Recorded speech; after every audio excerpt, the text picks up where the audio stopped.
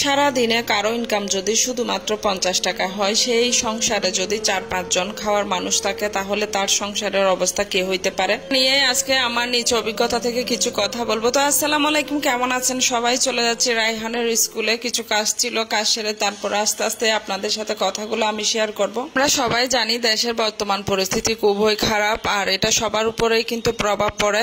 বেশিরভাগ হচ্ছে যারা একদম নিম্ন শ্রেণীর বা সাধারণ মানুষ, তাদের উপরেই কিন্তু খুব বেশি এটার প্রভাব পড়ে। দ্রব্যমূল্যের দাম তো নিয়ন্ত্রণের বাইরে, সেটা আমরা কম বেশি সবাই জানি। এর উপর যদি কারো ইনকাম 50 টাকা সারাদিনে মিলে হয়, বা কোনো কোনো সময় 100 টাকা, বা কোনো কোনো সময় 150 টাকা 200 টাকা, তাইলে সেটা মাসিক ইনকাম হয়ে দাঁড়ায় কতটুকু? তাহলে সংসারে যদি কয়েকজন খাওয়ার মানুষ থাকে, তার অবস্থা কি হতে পারে? রিক্সাওয়ালা চাচার রিক্সায় যখন আমি উঠি, রিক্সাওয়ালা চাচাকে আমি জিজ্ঞেস করি, আপনি এ পর্যন্ত কয় টাকা ইনকাম করেছেন? তখন বাজে 12টা কি 1টা।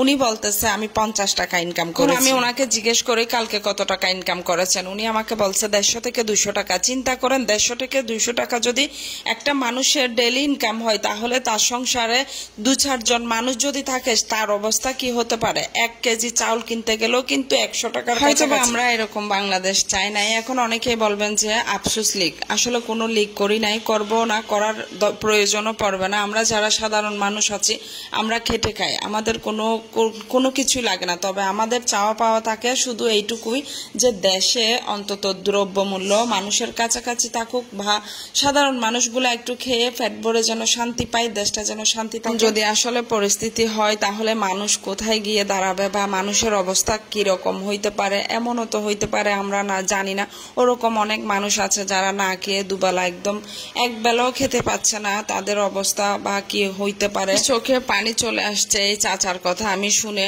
আসলে আমরা তারপরও আল্লাহ তাআলার কাছে অনেকে আছি যে নিজের যতটুকু আছে তা নিয়ে আমরা সন্তুষ্ট থাকি না, শুকরিয়া আদায় করি না।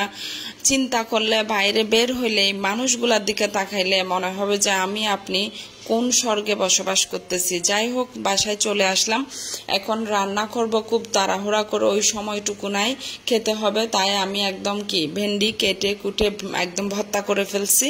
আর আসার সময় কিছু আর কি রায়হানের জন্য, যেহেতু সকালে স্কুলে নাস্তা নিয়ে আসছি, কারণ সকালবেলা উঠে মা ছেলে দৌড়াদৌড়ি করতে হয়, সে স্কুলে যাবে। যদিও সে স্কুলে যায় ডে শিফটে অনেক দেরিতে, তারপরে ছেলেটাকে খাওয়া দাওয়া বলতে ভাতটা আমি খাওয়াইতে পারি না জীবনে, অনেক জোর করে যেদিন খাওয়ায় সেই দিনেই খায়, ছাড়া খায় না। সবার ফ্যামিলির বাচ্চাগুলা মনে হয় এরকমই। সবার জন্য এটুকুই দোয়া করব যে আল্লাহ তাআলা যেন আমাদের দেশটাকে খুব শীঘ্রই শান্তি বর্ষিত করে এবং মানুষকে ভালো রাখে, এবং দেশের পরিস্থিতিটা ভালো হয়। আমরা যারা সাধারণ মানুষ আছি, আমাদের উপর যেন এরকম দ্রব্যমূল্যের প্রভাব বা না খেয়ে মরতে হয় ওরকম প্রভাব না আসুক। তো যাই হোক, এখানে একটু করেই হচ্ছে মাছ রান্না ছিল, ওটা আমি গরম করে নিচ্ছি। এখন খেতে বসে যাব, খিদে লাগছে অনেক। তো ভালো থাকেন, আজকের এই ছোট্ট ব্লগটা সবাই শেয়ার করে দিবেন। আল্লাহ হাফেজ।